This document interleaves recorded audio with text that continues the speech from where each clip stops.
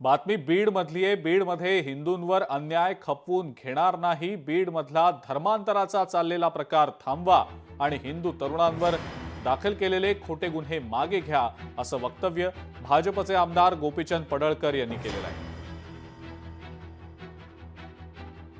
हिंदू तरुणांवर केलेले खोटे गुन्हे मागे घ्या, अशी आता मागणी भाजपचे आमदार गोपीचंद पडळकर यांनी केलेली आहे।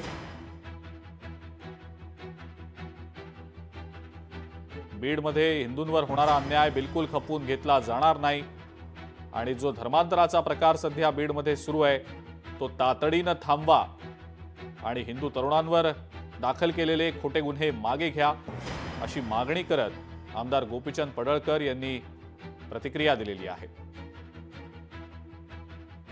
बीडमध्ये आज हिंदू जनमोर्चा या ठिकाणी आंदोलन आयोजित केलेलं आहे। यासाठी भाजपचे आमदार गोपीचंद पडळकर या ठिकाणी आलेले आहेत, माझ्याबरोबर आहेत। सर, काय सांगता येईल, आज हिंदू जनमोर्चा आक्रोश मोर्चा या ठिकाणी आयोजित केलेला आहे, तुम्ही या ठिकाणी पोहोचलात, काय वाटतं? बीड जिल्ह्यामध्ये जिहादी वृत्तीच्या लोकांच्या माध्यमातून अनेक चुकीची कृत्य होत आहेत।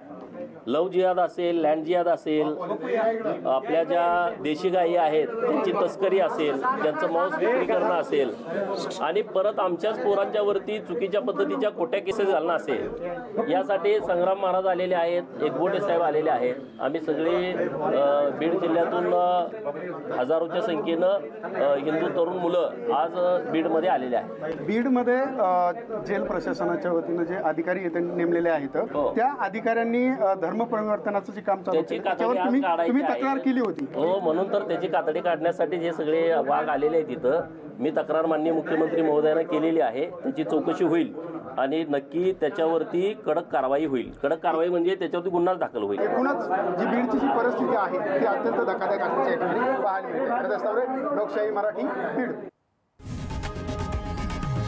लोकशाही मराठी, ऐका, पहा, जागरूक रहा।